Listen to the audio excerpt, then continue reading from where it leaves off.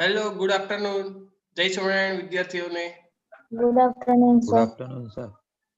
ચાલો, આજે દિવસમાં ફરીવાર આપણે સેકન્ડ ટાઈમ મળ્યા, બરાબર ને? હા. હા સર. ચાલો, મેં જો તમને એક ફાઇલ મોકલી હતી બેટા, MCQs ની. લગભગ અરાઉન્ડ 80 કે અરાઉન્ડ એટલા MCQs છે. આપણે મેક્સિમમ ટ્રાય કરશું જેટલા તમારાથી સોલ્વ થશે. રેડી સોલ્વ, અથવા તો જેટલા તમે સોલ્વ કર્યા હશો એટલા વધારે આ લેક્ચરમાં થશે. એટલાની ડિફિકલ્ટી ઓછી મારે સોલ્વ કરાવવી પડશે, અને તમારે જેટલાને સોલ્વ કરવાના બાકી હશે એ બધા મારે કરાવવા પડશે, અથવા જે ના ફાવતા હોય એવા કોઈ હોય તો એ પણ મારે કરાવવા પડશે. રેડી? તો ચાલો હવે આપણે સોલ્વ કરીએ, સ્ટાર્ટ કરીએ. બરાબર. Let's I am share file with you. Is there a file? Yes or no? Chalo, okay. I have a file. It is all ready.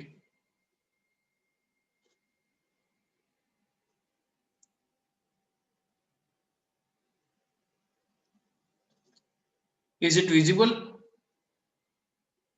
Yes, sir. Okay.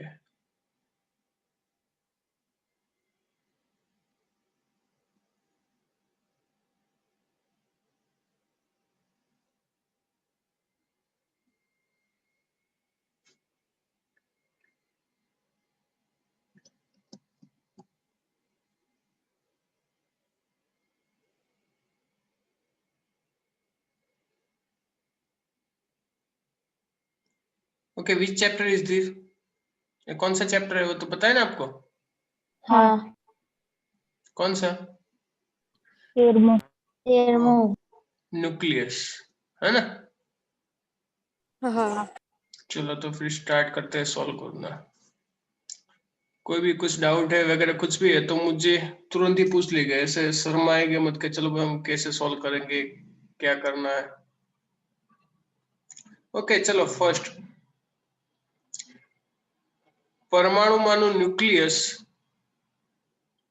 Radioactive ક્ષય પામે છે ત્યારે તે પરમાણુના ઇલેક્ટ્રોનિક ઉર્જા સ્તરો, તો ઓપ્શન છે બદલાય છે, એક ઓપ્શન છે બદલાતા નથી, બીજો ઓપ્શન છે આલ્ફા અને બીટા ઉત્સર્જનમાં બદલાય છે પરંતુ ગામા ઉત્સર્જનમાં નહીં, એક ઓપ્શન છે આલ્ફામાં માત્ર આલ્ફા ઉત્સર્જન થાય ત્યારે બદલાય, માત્ર બીટા ઉત્સર્જન થાય ત્યારે બદલાય. તો જો બેટા આ એક MCQ કેવો છે કે બે ચેપ્ટરનો કમ્બાઈન છે, પરમાણુ અને ન્યુક્લિયસ. બંને ચેપ્ટરનો જો કોન્સેપ્ટ તમને એક જ સાથે ફાવતો હોય તો તમે સોલ્વ કરી શકો, અધરવાઇઝ તમારો પ્રોબ્લેમ થાય. કારણ કે આ પરમાણુમાં ઇલેક્ટ્રોનિક ઉર્જા સ્તરો છે અને રેડિયોએક્ટિવ ક્ષય એ ન્યુક્લિયસ માંથી થાય, એટલે ટુ ચેપ્ટર કમ્બાઈન એનો MCQs છે. હવે પરમાણુના ઇલેક્ટ્રોનિક ઉર્જા સ્તરો હતા એની સૂત્ર કોઈને યાદ છે? ઇલેક્ટ્રોનિક ઉર્જા સ્તરો પરમાણુમાંથી જ્યારે પણ ઉર્જા ઉત્સર્જન થાય ત્યારે E equal to minus, if you remember, m e raised to 4 upon 8 epsilon 0 square h square n square, અને અહીં I think there may be z square mz square e raised to 4. આવું એક ફોર્મ્યુલા આવતું હતું, કદાચ યાદ છે કોઈને કે ભૂલી ગયા? हाँ सर. ઓકે, ચલો એ સૂત્રનો કંઈક કદાચ થોડો ઘણો કોન્સેપ્ટનો અમે યુઝ કરીએ. ચલો કોઈ કહેશે આમાં શું આન્સર આવશે?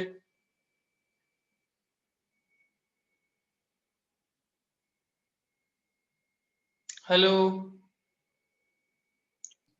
हाँ सर. શું આવશે બોલો, લોજિક લગાવો. આજે ડેટ કઈ છે? 22.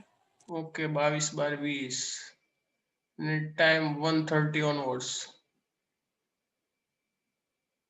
ઓનવર્ડ્સ. ચલો, શું લોજિક લગાવાય બોલો, આમાં કયો ઓપ્શન આવશે ફર્સ્ટમાં?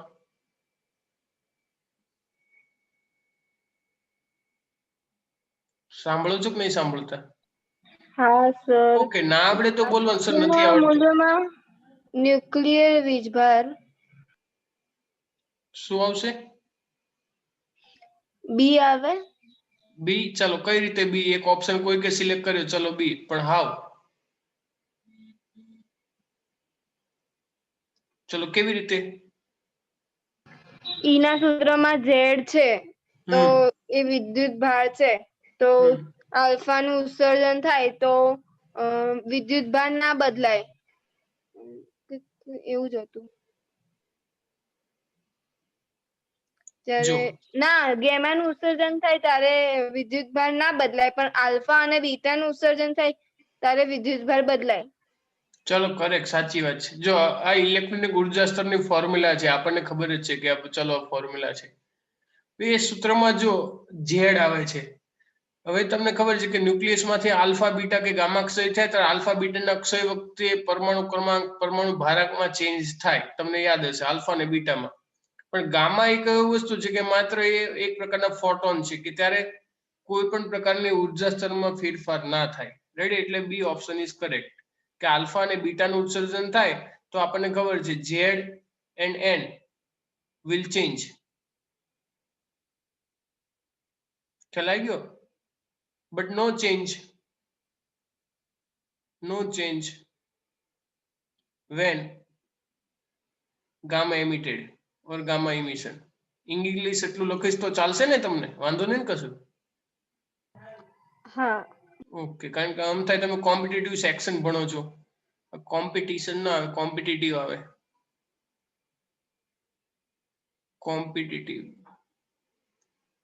Competitive section. ચલો ઠીક છે.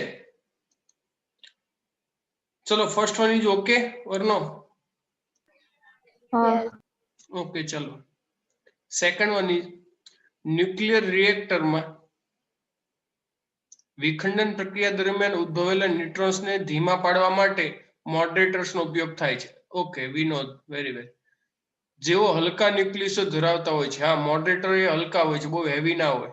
રેડી? કે જેનો એટોમિક વેઇટ એકદમ ઓછો હોય. તો અત્રે ભારે ન્યુક્લિયસ વાળા દ્રવ્યો વાપરવામાં આવતા નથી. વાય? ચલો ક્વેશ્ચન છે. ચલો કેમ ના વપરાય? મોડરેટર નો ઉપયોગ શું? તો ખબર છે ને, ન્યુટ્રોનને ધીમા પાડવા. અહીંયા આપણને આપી દીધું જ ક્વેશ્ચનમાં.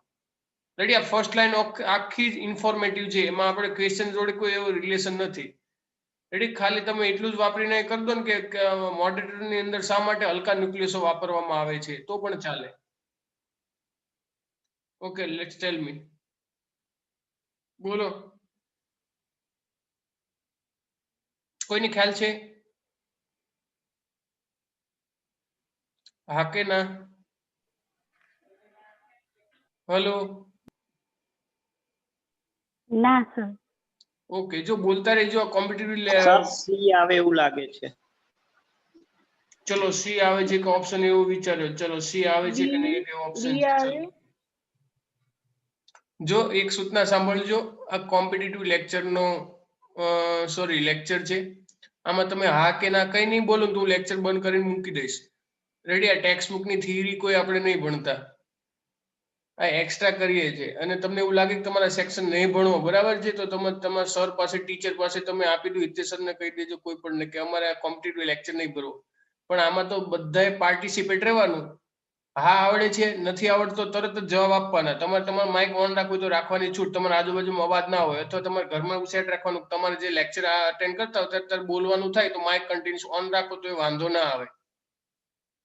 રેડી? હું પણ એવું સેટ કરું છું. જો ને મારા આજુબાજુમાં લગભગ કોઈ અવાજ ના આવે એવું સેટ કરું છું. તો તમે ભણો તો તમારે એટલું સેટ રાખવાનું. રેડી? બહુ સૂચનાઓ આમાં નહીં આપું, પણ ખાસ તમારે એટલું ધ્યાન રાખવાનું. હું કદાચ પૂછું તમને આવડે ના ફાવડે, તમને જે આવડતું તમારે ઇન્ડિવિજ્યુઅલ એવું શીખવાનું, ઇન્ડિવિજ્યુઅલ એવો ટ્રાય કરવાનો. કલ્પેશ સર મન ભણાવે છે, એક કલ્પેશ સર અને એક સ્ટુડન્ટ, 1 by 1 તમને એવું જ દેખાય. કારણ કે તમારી સ્ક્રીનમાં એક આ જે કે પણ ટેક્સ્ટ બુક કે જે કે પણ મટીરિયલ છે એ દેખાતું હશે, અને એક હું દેખાતો હોઈશ. રેડી? બીજા કોઈ નહીં દેખાતા. એટલે તમારે કન્ટિન્યુઅસ આમાં ધ્યાન આપવાનું. તમને ના ખબર પડે તમારે પૂછવાનું, સર આ કેમ અથવા કેવી રીતે. રેડી? એટલે કન્ટિન્યુઅસ કોમ્યુનિકેશન હશે તો જ તમને ખબર પડશે. આ કોઈ મહાભારત કે રામાયણ ભાગવતની કથા નથી કે તમે શાંતિ સાંભળો, શાંતિ બોલે રાખો. ચલો આમાં શું આવશે સેકન્ડમાં? સર બી આવી શકે. ચલો બી ઓપ્શન. જો જે ઓપ્શન જે કે એને થોડું ઘણું રીઝન કઈક વિચારવું કહેવાનું. સાચું ખોટું પછી આપણે ડિસિઝન લઈશું.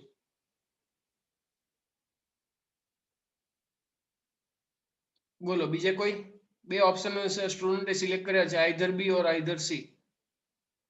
ચલો બીજા કોઈ ખબર જ નથી કશી. બાકી હું એવું માનું છું કે આખા ક્લાસમાં 2 જણા મગજ ચલાવે, બાકી બધાએ મગજની જગ્યાએ કિડની ફિટ કરેલી છે એવું માનો. જો મોડરેટર નું કામ ન્યુટ્રોનને ધીમા પાડવાના છે. હવે જો કે કોઈ પણ રિએક્શન થાય,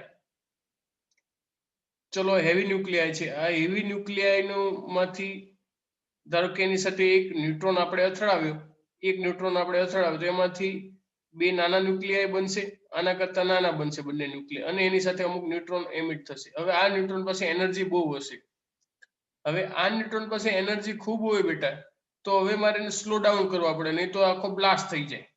રેડી, આખો બ્લાસ્ટ થાય ને આખી રિએક્શન કેટલી ટાઈમમાં કેટલી બધી રિએક્શન થઈ જાય. તો એ કરવા માટે ન્યુટ્રોન કોઈકની સાથે અથડાય. હવે અથડાય સ્થિતિસ્થાપક સંઘાત એટલે કોલિઝન કરે, હેડ ઓન કોલિઝન કરે. હેડ ઓન કોલિઝન કરવા જાય ને આ જો ન્યુક્લિયસ મોટો હોય, રેડી, આ મોટો ન્યુક્લિયસ છે મોડરેટર તરીકે, અને એની સાથે અથડાય, તો એની સાથે અથડાય શું થશે? સ્થિતિસ્થાપક નહીં થાય.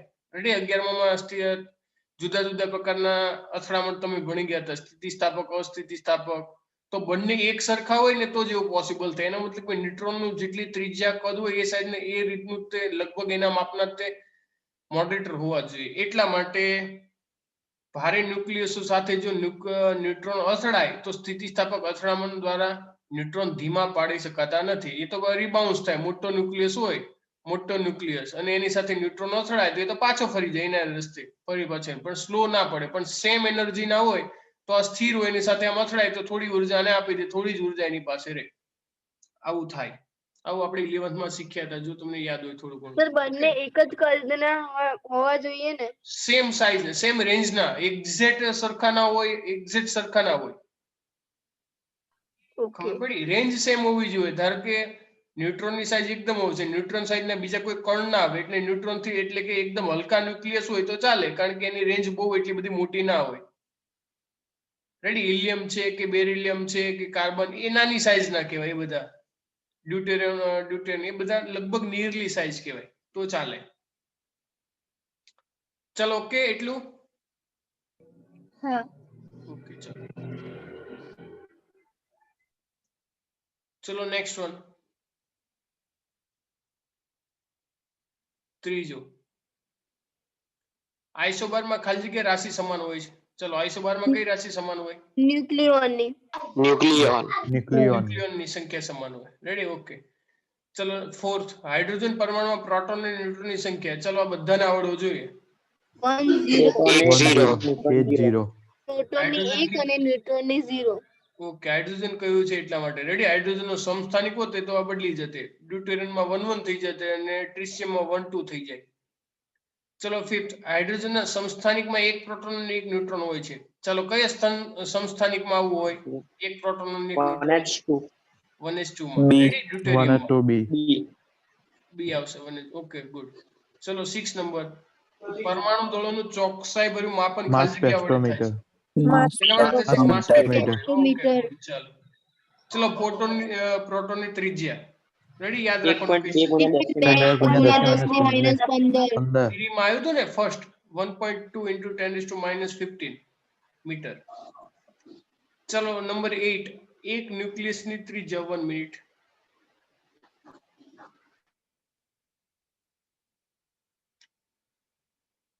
ચલો, એક ન્યુક્લિયસની ત્રિજ્યા 3.3 FM છે, તો તેનો પરમાણુ ભાર ખાલી જગ્યા એકમ હોય. ચલો, કઈ રીતે શોધાય? R બરાબર R0 એ 1/3 વાળું સૂત્ર મૂકીએ ને, તો એમાં R ની કિંમત આપેલી છે, R0 બરાબર 1.1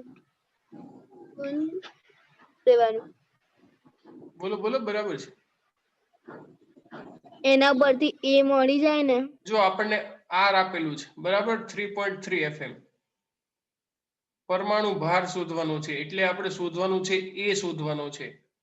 તો એ શોધવો તો કઈ રીતે? તો કે ભાઈ R = R0 × A⁻1/3 એવું થાય. તો A⁻1/3 = R/R0. So A = R/R0 whole cube એવું થશે. R0 કોન્સ્ટન્ટ છે, R is given. Let's substitute all this value. 27. A = ચલો, R ની વેલ્યુ કેટલી છે? 3.3 FM છે. રેડી, પેલો R0 પણ FM માં, એટલે હું બંને લખતો નહીં. ચલો, 3.3 ચલો R0 કેટલું છે? R0 કોન્સ્ટન્ટ 8.8 1.1 રેડી ઇન્ટુ 10⁻⁻15 એ ફર્મીમાં છે એટલે ફર્મી હું લખતો નથી. ચલો 11 તારી 33 સો 3 only 3 no cube 3 3 27 a equal to 27. Where is the option? Okay, it is there. ચલો ક્લિયર. yes હા ચલો નંબર 9 હિલિયમનો પરમાણુ દળાંક 4 અને સલ્ફરનો પરમાણુ દળાંક 32 છે. તો સલ્ફરના ન્યુક્લિયસની ત્રિજ્યા હિલિયમના ન્યુક્લિયસની ત્રિજ્યા કરતા ખાલી જગ્યા ઘણું વધારે હશે. ચાલો શું કરવાનું? R is proportional to A raised to 1/3. એમાં બંનેનો ગુણોત્તર લઈ લેવાનો. તો શું થશે? તો હિલિયમની આર હિલિયમ અને આર જો આવું થાય ને બંનેનો આપણે સૂત્ર ગુણોત્તર લખ્યું તો R equal to R0 a raised to 1/3. આવું હતું તો R is proportional to a raised to 1/3.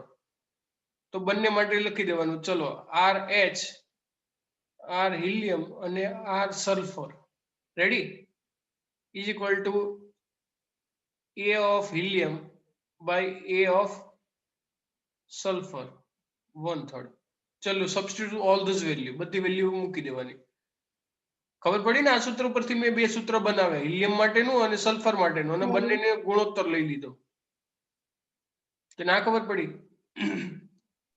પડી. ના ખબર પડી તો પૂછતા રહેજો. ચલો RHE by R sulphur helium by sulphur. ચલો એ હિલિયમ કેટલું છે? 4 4 of 1 and sulfur 32 32 and it's 1/3. 8 ચોક 32. 8 નું ઘનમૂળ કેટલું થાય? 2 1/2 સો RHE by RS. સવાલ શું પૂછ્યો છે? સલ્ફરના ન્યુક્લિયસની ત્રિજ્યા. તો સલ્ફર ને કરતા બનાવી દો તો RS is equal to 2 times RHE. 2 આવું આવે રેડી. એટલે સવાલ અગત્યનો છે કોના કરતા કોની કેટલા ગણી વધારે છે ઓછી છે એના ઉપર તમને ખબર પડે કે આવી રીતે સોલ્વ કરે. ઓકે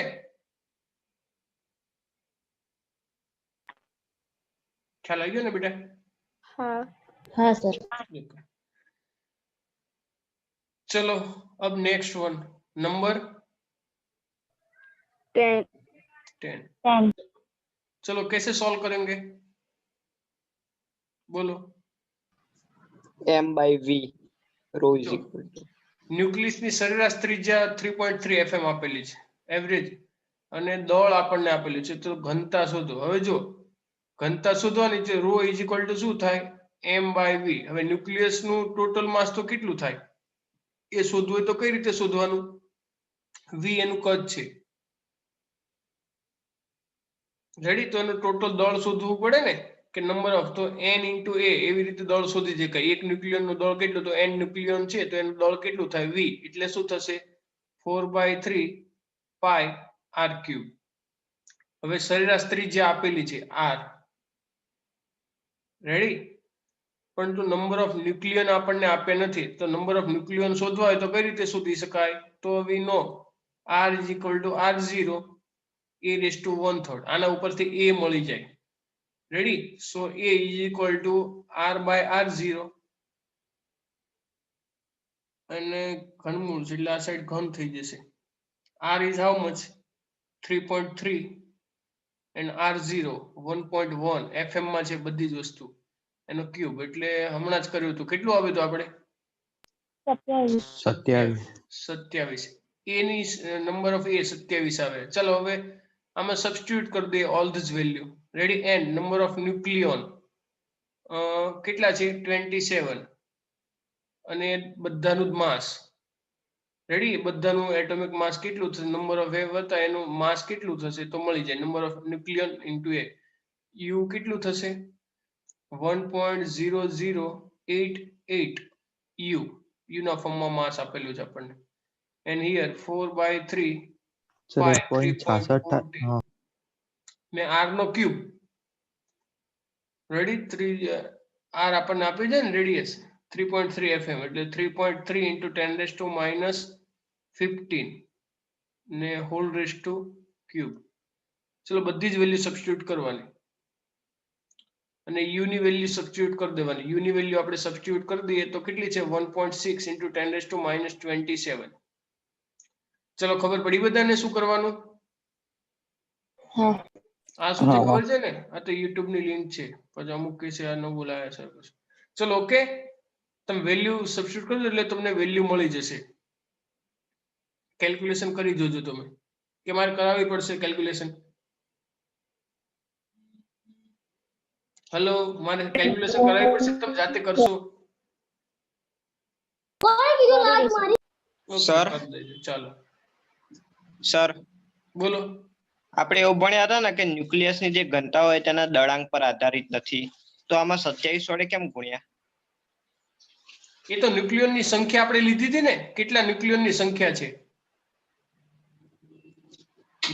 આપણે ન્યુક્લિયન ની સંખ્યા લેવી પડે ને કે ના લેવી પડે?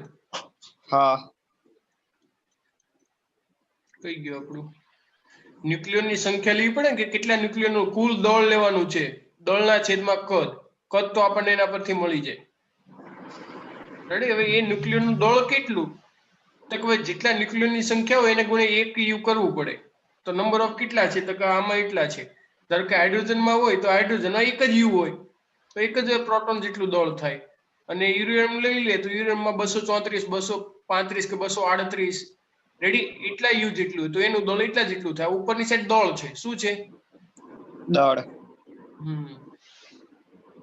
ખ્યાલ આવે એટલા માટે.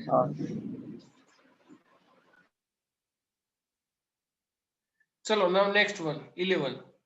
જો પ્રોટોનમાં રહેલ દ્રવ્યનું સંપૂર્ણપણે ઉર્જામાં રૂપાંતર થાય તે ઉર્જા ખાલી જગ્યા MeV જેટલી થાય. કેટલી થશે? E બરાબર mc² થશે. હા, તેના પરથી આપણે ગણ્યું તો 931 ખબર હોય તો નિયરલી. જો આ બધી જ વેલ્યુ જુઓ ને તો તમને ખબર પડી જાય. આટલા કોઈ રેન્જમાં ના આવે. આપણે કર્યું તો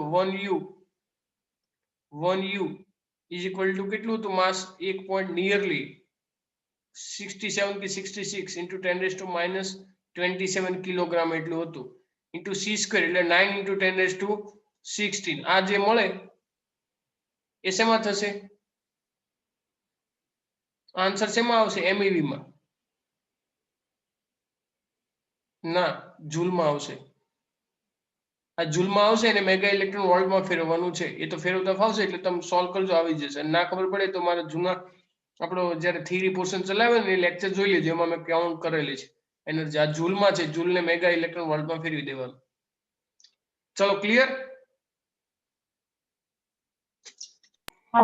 ઓકે. ચલો બંધન ઉર્જા ન્યુક્લિયસની ખાલી જગ્યાનું માપ છે. સ્થિરતા. સ્ટેબિલિટી. રેડી? મેં તમને ક્વેશ્ચન પૂછ્યો એના પરથી ખબર પડી જાય. ચલો હવે જો 13 નંબર. 6 ક્લોરીન બાર ભેગા થઈ 12 મેગ્નેશિયમ 24 નો ન્યુક્લિયસ બનાવે છે. એનું દળ 12 યુ અને 24 નું એનું દળ કેટલું આપેલું છે?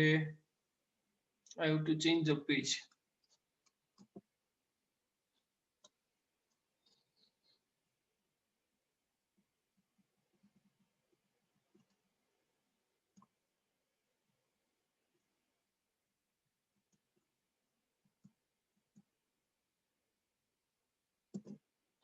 ચલ દેખાય છે ક્વેશ્ચન?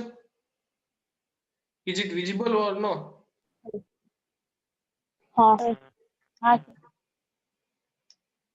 चलो सो इन नंबर 13 क्या करेंगे बोलो?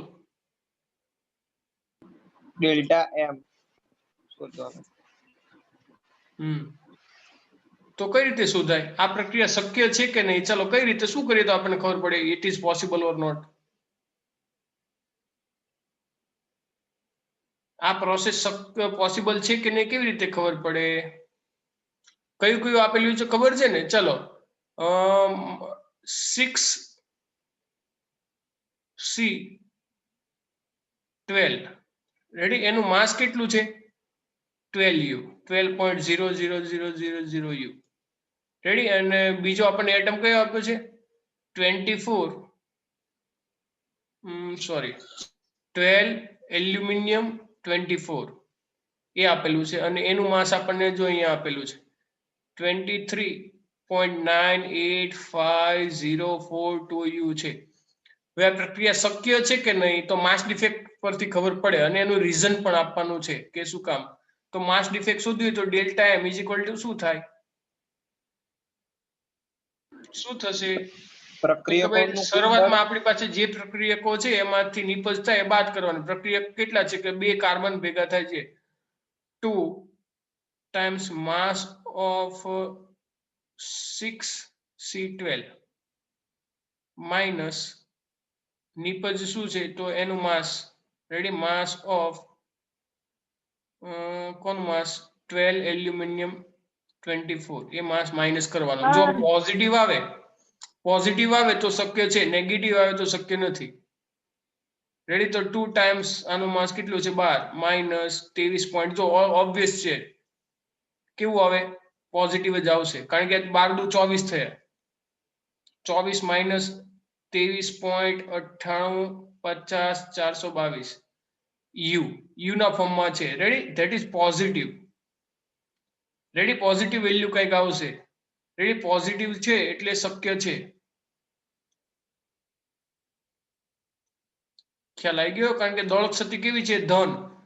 ઇફ નેગેટિવ, જો નેગેટિવ આવે તો શક્ય નથી.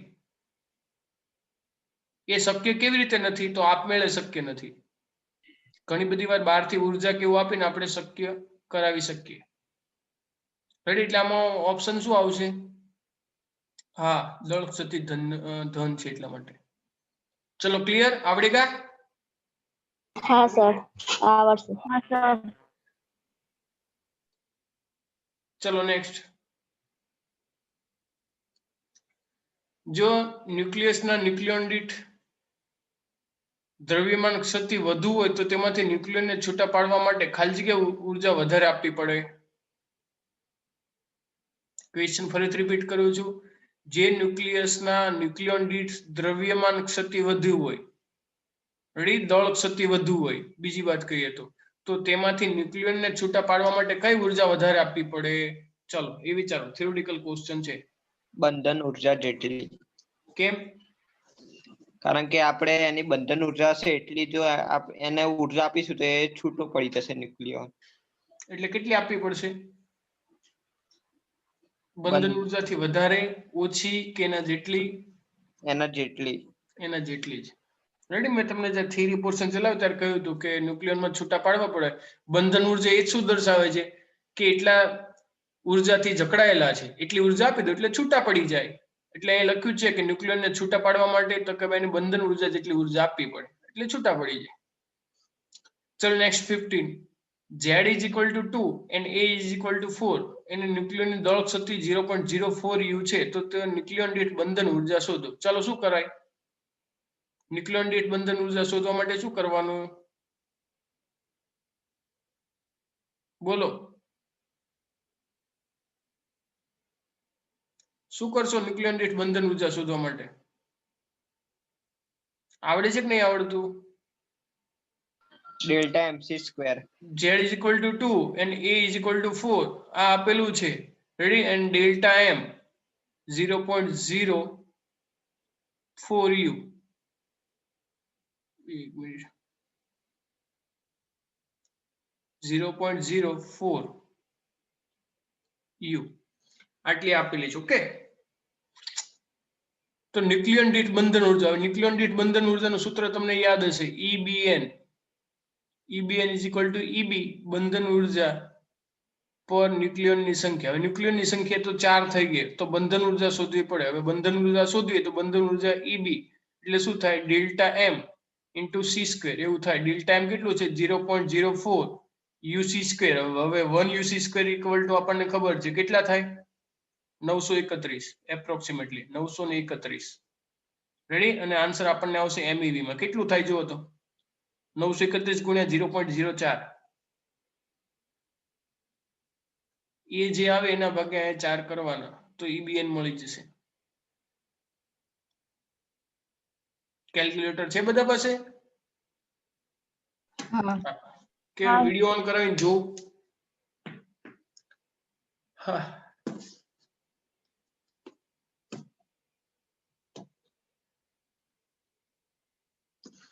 જો ના ખબર પડે તો પૂછતું રહેવાનું, ગભરાવાનું નહીં.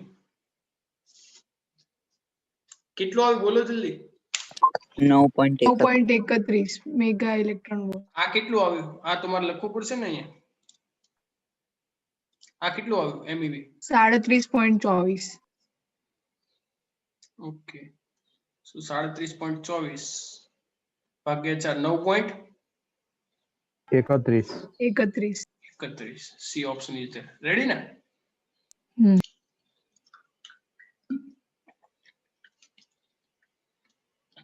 ચલો નેક્સ્ટ વન, નંબર 16. ચલો એમાં શું કરવાનું?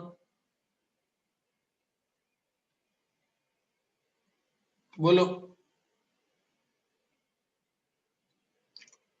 લોજિક જ છે થોડુંક એવું, તમે વિચારો તો આવડી જશે. સવાલમાં ખબર પડી કે સવાલમાં ના ખબર પડી? ZPN એટલે P નામનું કોઈક તત્વ છે, સમજો ને, પ્રોટોન નથી. અને Z' Q નામનું તત્વ છે, એમાં 2N છે. એનો ન્યુક્લિયોનની સંખ્યા જો ડબલ થઈ ગઈ તો ન્યુક્લિયોન દીઠ બંધન ઉર્જા X અને Y છે. જો ZPN માં ન્યુક્લિયોન દીઠ બંધન ઉર્જા એટલે કે EBN રેડી કેટલી છે? X છે. રેડી? અને EBN ડેશ કહી દઈએ, પણ કોના માટે? તો કે ભાઈ Z' Q નામનું એલિમેન્ટ છે અને 2N ન્યુક્લિયોનની સંખ્યા છે, એમાં Y છે. રેડી? તો એક પ્રોસેસ આપણને આપેલી છે, તો એમાં શોષાતી ઉર્જા કેટલી હશે? ચાલો એમાં કેટલી ઉર્જાનું શોષણ થતું હશે એમ પૂછ્યું. ચાલો શું કરશો સોલ્વ કરવા માટે?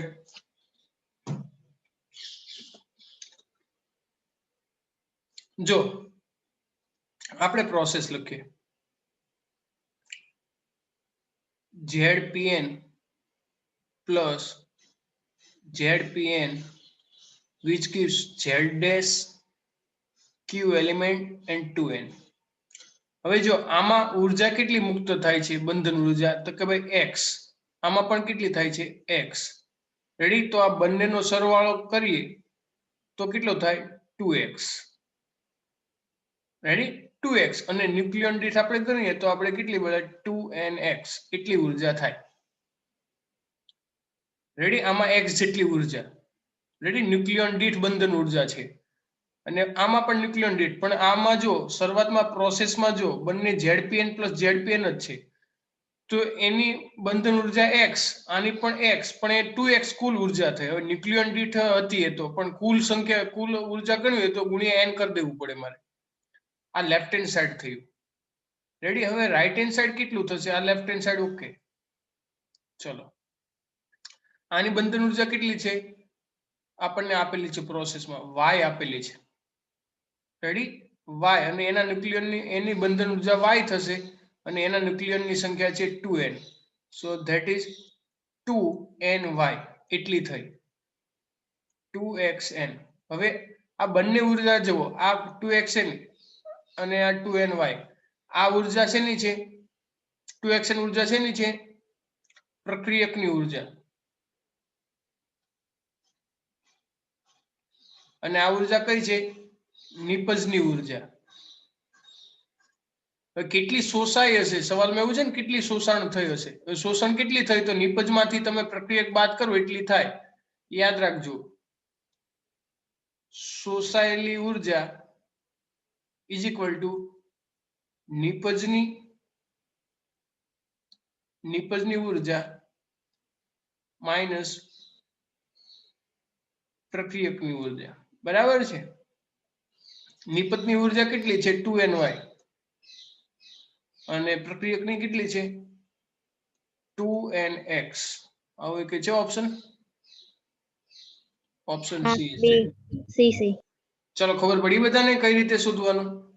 શોષાયેલી ઉષ્મા નિપજમાંથી તમે પ્રક્રિયક બાદ કરો તો તમને ખબર પડી જાય. આવડશે? શોષાયેલી કઈ છે ને એટલા માટે. કારણ કે શોષાયેલી હોય ને ઉર્જા તો જ પ્રક્રિયા શક્ય બની હોય, નહીં તો આપમેળે ઉર્જા ઉત્સર્જન થયું. જો ઉત્સર્જન થયેલી ઉર્જા હોય તો તમારે પ્રક્રિયકમાંથી નિપજ બાદ કરવી પડે. ફરીથી યાદ રાખજો, ઉત્સર્જન થયેલી હોય તો શું કરવાનું? ઉત્સર્જન હોય તો શું કરવાનું બોલો? તો ઉત્સર્જન પ્રક્રિયા માટે તમારે શું કરવું પડે? પ્રક્રિયકમાં ઉર્જામાંથી નિપજની બાદ કરો તો ઉત્સર્જન ની મળે. ને શોષાયેલી ક્યારે મળે? તો કે ભાઈ નિપજમાંથી પ્રક્રિયક બાદ કરો તો મળે. રેડી? આ બંને રીતના આવી રીતના પૂછાઈ શકે. ચલો ઓકે, કોઈ ડાઉટ હોય તો પૂછતા રહેજો. કયા સુધી આવડી ગયા કે નહીં આવડી ગયા? ઓકે, ચલો નેક્સ્ટ વન, નંબર 17.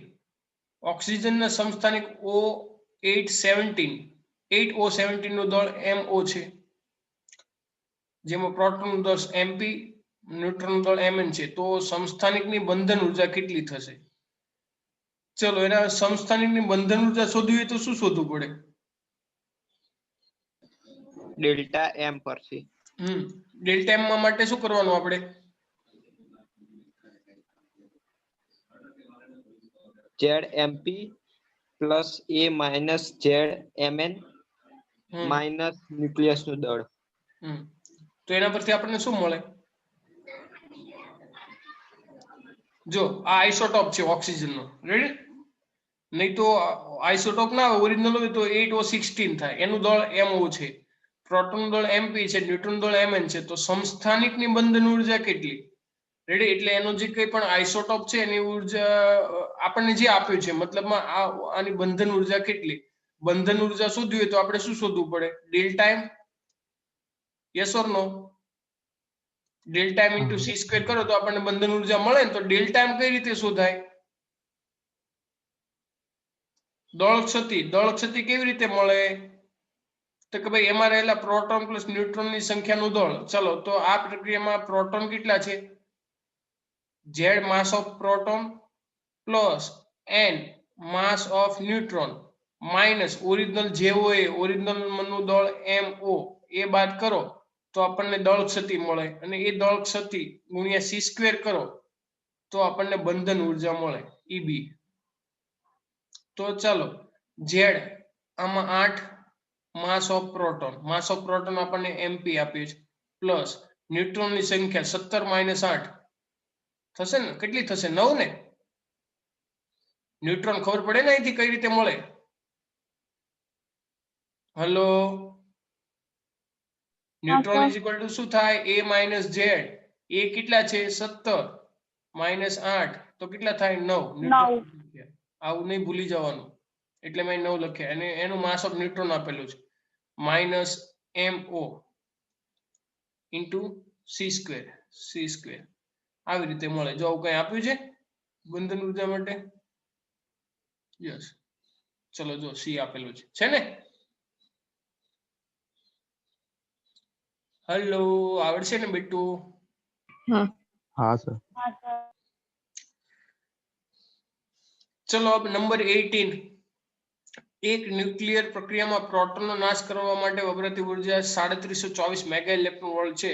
તો આ પ્રોટોનની સંખ્યા ખાલી જગ્યા હશે. રેડી? પ્રોટોનના, રેડી એટલે બહુવચન છે, બહુ બધા પ્રોટોનનો નાશ કરવામાં એટલી ઉર્જા વપરાય છે. તો પ્રોટોનની સંખ્યા કેટલી હશે? શું કરાય? બહુ જ નાનું એવું લોજિક છે.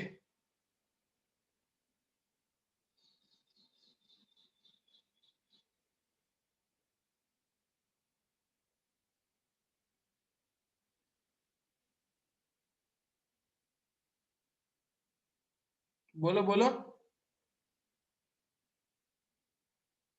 એક પ્રોટોન નાશ દ્વારા થતી ઉર્જા તમને ખબર છે? અથવા તો ચાલો હું એવું લખું,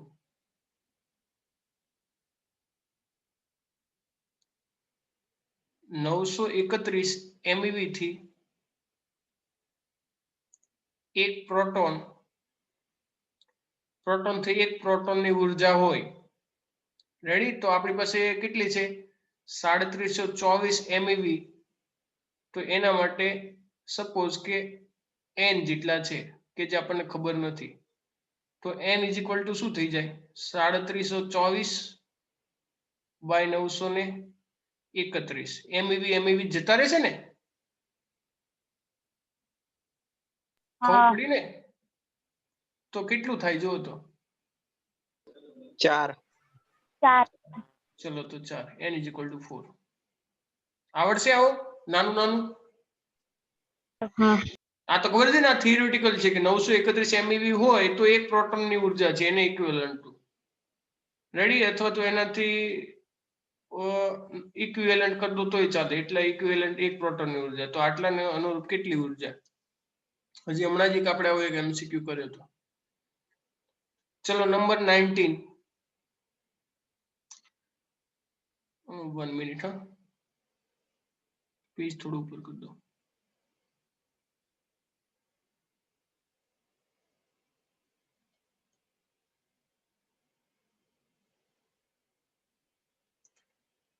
ચલો 19 નંબર. ન્યુક્લિયન દીઠ બંધન ઉર્જા વિરુદ્ધ દળાંકના આલેખમાં ખાલી જગ્યા ન્યુક્લિયસ માટે ન્યુક્લિયન દીઠ બંધન ઉર્જાનું મૂલ્ય નાનું હોય છે. બોલો, ન્યુક્લિયન દીઠ બંધન ઉર્જા વિરુદ્ધ દળાંકના આલેખમાં ખાલી જગ્યા ન્યુક્લિયન દીઠ બંધન ઉર્જાનું મૂલ્ય નાનું. ચલો, કઈ જગ્યાએ બંધન ઉર્જાનું મૂલ્ય નાનું હશે? A less than 30 અને A greater than 170.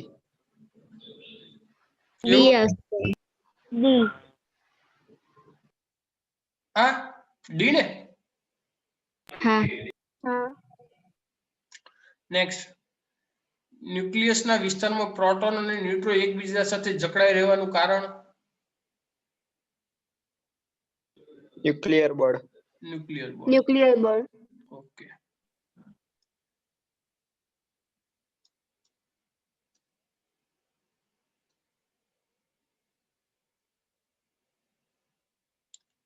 ચલો જો,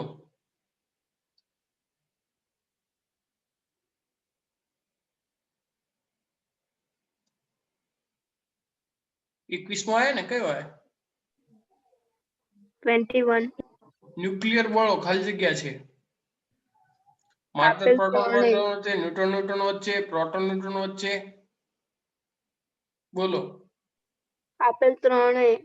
રેડી? બધા માટે જ છે એટલે ડી ઓપ્શન આવશે. ઓકે.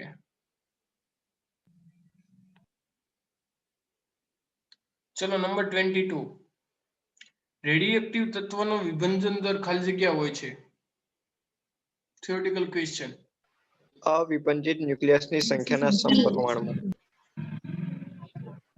વિભંજિત, અવિભંજિત, ન્યુક્લિયરની સંખ્યાના હા, સમપ્રમાણમાં. સમપ્રમાણમાં. અવિભંજિત કે વિભંજિત? એટલે પહેલા એ ખબર પડવી જોઈએ વિભંજિત આવે કે અવિભંજિત. બોલો. વિભંજિત. જો અમુક અવિભંજિત કે છે, અવિભાજિત. અમુક વિભંજિત કે છે. ચલો, અવિભંજિત આવશે કે વિભંજિત? તો અમુક એ કયો અવિભંજિત. ચાલો, અવિભંજિત ના બે ઓપ્શન છે, એ અને બી. તો સમપ્રમાણમાં કે વ્યસ્ત પ્રમાણમાં? સમપ્રમાણમાં. ચાલો, તો બી ઓપ્શન થયો. રેડિયોએક્ટિવ તત્વનો વિભંજન દર, જેને ડિસઇન્ટિગ્રેશન રેટ આઈ કહેવામાં આવે છે. રેડી? જે અવિભંજિત ન્યુક્લિયસની સંખ્યામાં હોય છે. ઓકે. 23. જો રેડિયોએક્ટિવ તત્વનો સરેરાશ જીવનકાળ મોટો હોય તો તેના માટે ક્ષય નિયતાંકનું મૂલ્ય કેટલું હોય? બોલો. નાનું. કઈ રીતે?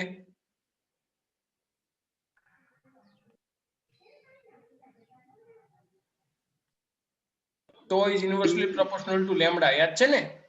બંને વ્યસ્ત પ્રમાણમાં હોય.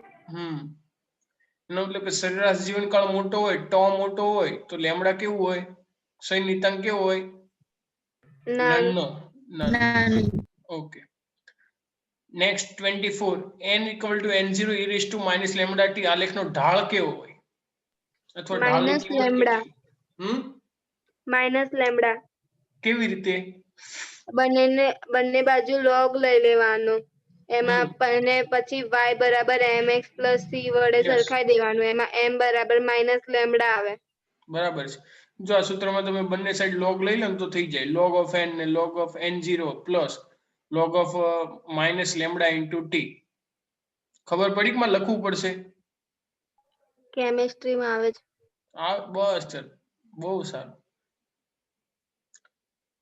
રેડિએક્ટિવ પદાર્થનો સરેરાશ જીવનકાળ 5 વર્ષ છે, તો 5 વર્ષના અંતે ખાલી જગ્યા ન્યુક્લિયસો વિભંજન પામશે. બોલો, અડધાથી વધારે, બમણા? અડધાથી વધારે. સોલ્વ કરવું પડે, સોલ્વ કરો તરત ખબર પડી જાય શું કરવાનું. સોલ્વ કરવા માટે સ્ટેપ કરો. ચાલો મૂકો જલ્દી. n બરાબર n0 e lambda minus lambda t એવડું સૂત્ર મૂકવું પડશે. બરાબર છે. સરેરાશ જીવનકાળ એટલે એને ટો કહેવાય. ટો આપેલું છે 5. તો અને લેમ્ડા બંનેના એના વ્યસ્ત પરથી લેમ્ડા પ્રમાણમાં. મળી જાય 1/5. વ્યસ્ત છે એટલા માટે. રેડી. અને 5 વર્ષના અંતે એટલે ટી બરાબર છે 5 વર્ષ. ખાલી જગ્યા ન્યુક્લિયસો વિભંજન પામશે એટલે n શોધવાનું છે. કેટલા વિભંજન પામ્યા હશે? n0 એ પ્રારંભિક થાય. તો સૂત્ર તમે શું મૂકો? n બરાબર n0 e raised to minus lambda into t. Ready. તો n by n0 is equal to e raised to minus lambda -1/5 cross. Ready. કિંમતો મૂકી દો અને તમે એનું સોલ્યુશન લાવી દો એટલે જવાબ મળી જશે. ચલો ટ્રાય કરશો તમે જાતે? પોઈન્ટ 37 n0 થાય તો એને કેટલા આવે? 0.37. Okay, n0 is equal to n એટલા થયા. રેડી. તો પ્રારંભિક ના એટલા થાય તો બાકી રહેલા કેટલા થશે? n0 માઇનસ 0.37 n0 એટલે 1 માઇનસ એટલા 0.37 કરવાના. 63 n0. રેડી. 63 0.63 થયા ને?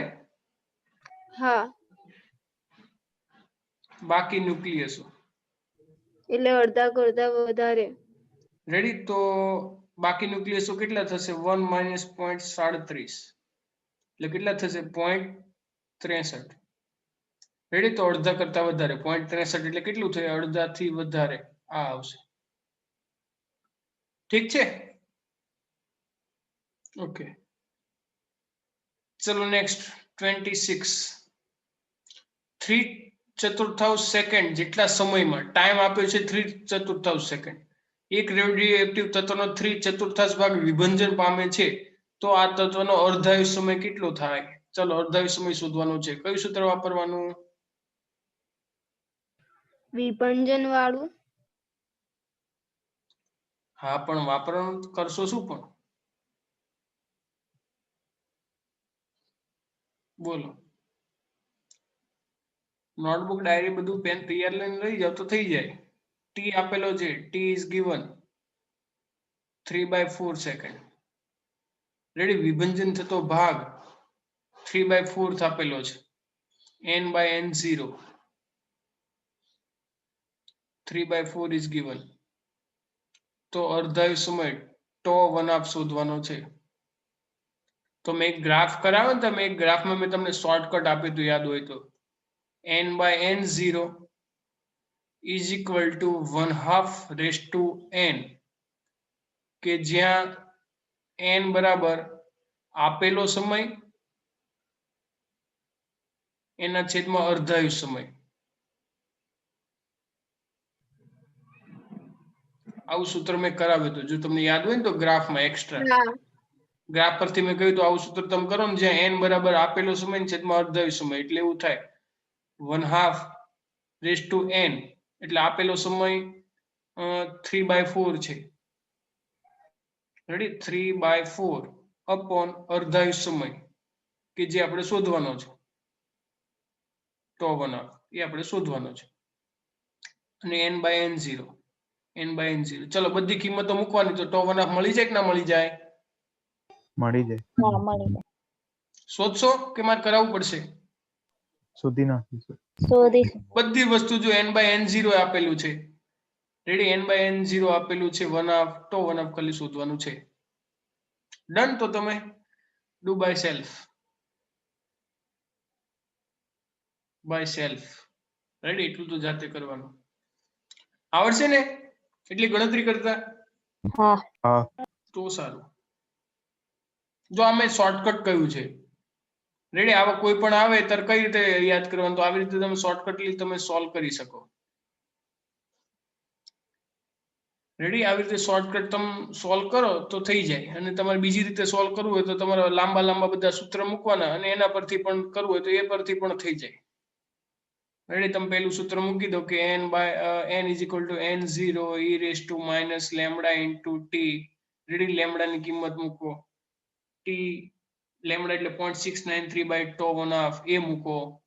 કરો તો પણ તમને મળી જાય. ખબર પડી ને? એના પરથી પણ મળે. અને n0 ને છેદમાં લઈ જાવ પછી log લોન તો કોઈ પણ કરો, પણ એના કરતા બેટર છે કે આપણે શોર્ટકટ યુઝ કરીએ. either method you can use. Okay, so let's next. Time થાય એટલે કહેજો, મને ખબર નહીં કેટલો ટાઈમ થયો. Okay, just 7 minutes is remaining. 27. એક રેડિયોએક્ટિવ તત્વના નમૂનાનું દળ 10.38 ગ્રામ છે. તેનો અર્ધ જીવનકાળ 3.8 દિવસ છે. તો 19 દિવસ પછી તેનું કેટલું દળ બાકી રહ્યું હશે? ચલો, શું કરવાનું? પેલા અર્ધ આયુષ્ય સમય આપેલો છે એની ઉપરથી n શોધી લેવાનું, પછી m બરાબર m0 1 ઓલું સૂત્ર છે ને એમ નીચે બરાબર છે. જો અર્ધાયુષ સમય આપણને આપેલો જ બેટા. tau 1/2 is given. ઠીક છે. અને દળ આપણને આપેલું છે શરૂઆતનું દળ m અથવા m0 કહી દઈએ આપણે એને. રેડી? તો 19 દિવસ પછી કેટલું હશે? આ t આપેલો છે. t પછી એનું કેટલું દળ બાકી રહ્યું છે? તો આપણે ધારો કે એને કહી દઈએ m દળ બાકી રહ્યું છે. તો એ શોધવાનું છે. જેવી રીતે આપણે n શોધતા હતા, n0 એના પર અત્યારે આપણે m લેવાનું છે, દળ શોધવાનું છે. ચલો, શોધશો બેટા? હા સર. ઓકે, ટ્રાય કરજો, ના થાય તો કહેજો. That is so simple it is. ચલો, એના પછી નેક્સ્ટ 28. રેડિયોએક્ટિવ તત્વના સરેરાશ જીવનકાળ જેટલા સમય બાદ મૂળ તત્વનો કેટલામો ભાગ અવિભાજિત રહ્યો હશે? ચલો, અવિભાજિત કેટલો રહ્યો હશે? સરેરાશ જીવનકાળનું સૂત્ર ખબર છે ને કે નહીં ખબર? ખબર છે. બોલો, શું કરશો તો એના માટે?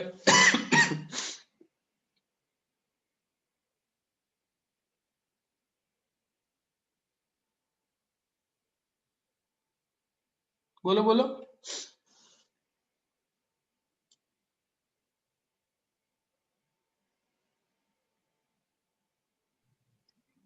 સરેરાશ જીવનકાળ જેટલો સમય છે એટલે સરેરાશ જીવનકાળ ટોર્ક થાય અને સમય t તો એ બંનેનો સરખાઈ દઈએ પછી 1/1 લેમ્બડા થાય ને. પછી n બરાબર n0 e minus lambda t. તો એમાં t છે તો એની જગ્યાએ 1 લેમ્બડા મૂકી દેવાનું એટલે ઘાત ઉડી જાય તો 1/e થાય. બરાબર છે, એક્ઝેક્ટ. રેડી? Simple 1/e. કઈ રીતે ખબર પડી ને? n is equal to n0 આવે, પણ આપણે આ બાજુ લઈ લઈએ ને e raised to minus lambda into t. હવે સમય કેટલો આપ્યો છે? સરેરાશ જીવનકાળ જેટલા સમય બાદ, એટલે ટાઈમ t ની વેલ્યુ સરેરાશ જીવનકાળ જેટલી આપેલી. સરેરાશ જીવનકાળ e એટલો ટાઈમ આપણને આપેલો છે. રેડી? સમય બાદ, રેડી, એનો સરેરાશ જીવનકાળ જેટલો ટાઈમ લેવાનો. આપણને એવું નહીં કહેતા 2 વર્ષ 3 વર્ષ, રેડી, x વર્ષ કે x જે કંઈ પણ આપ્યું એની જગ્યાએ આપણે x ઇઝ ઇક્વલ ટુ અહીંયા કેટલા કહ્યા છે? e. રેડી? ચલો, તો કિંમત મૂકી દઈએ ને કેટલો ભાગ અવિભાજિત n/n0 મળી જશે e raised to minus lambda. Ready? Lambda, તો લેમ્બડાનો વ્યસ્ત શું થાય? t થશે એટલે ટોર થાય પણ તો બરાબર t છે ને, અને અહીંયા t એ ટોર્ક છે. રેડી, એટલે ટોર્ક ગયા, e ની -1 એટલે 1 Minus- by e n by n0. Okay, ખ્યાલ આવી ગયો ને? સમય આપણને કેટલો આપ્યો છે?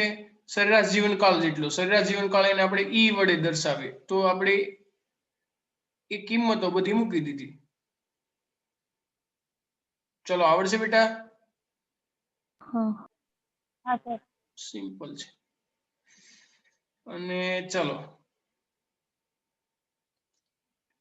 નંબર 29 રેડિયોએક્ટિવ વિકિરણમાં આલ્ફા બીટા અને ગામા ની ભેદન શક્તિ ક્રમમાં ગોઠવતા. મેં તમને એક્સ્ટ્રા કરાવ્યું હતું, ખબર છે? ડ્રો કરી તમને ખબર હોય તો ભેદન શક્તિ અને આયનીકરણ શક્તિ. તો કોની ભેદન શક્તિ સૌથી વધારે છે? કે જે સૌથી ઓછી રિએક્શન કરે એની ભેદન શક્તિ વધારે. તો સૌથી ઓછી ગામાની રિએક્શન, તો એનો મતલબ કે ગામાની સૌથી વધારે પેલી થાય, વધારે મોટા મોટી આલ્ફાની સૌથી ઓછી, અને પછી આલ્ફા સૌથી ઝડપથી રિએક્શન કરે એટલે આ, પછી બીટા અને પછી આલ્ફા. આ ભેદન શક્તિ કઈ છે એટલા માટે ખબર પડી. ભેદન શક્તિની જગ્યાએ આયનીકરણ શક્તિ કઈ હોય તો ઊંધું. આયનીકરણ શક્તિ હોય તો શું થઈ જાય? તો આયનીકરણ શક્તિ હોય તો આ આવી જાય. ખબર પડી? પાક્કું ને? 29 થઈ. ઓકે, 29. તો બસ, તો આજ માટે એટલું બસ. ચલો દરેક વિદ્યાર્થીને બાય બાય. જય સ્વામિનારાયણ. જય સ્વામિનારાયણ સર. જય સ્વામિનારાયણ. જય સ્વામિનારાયણ.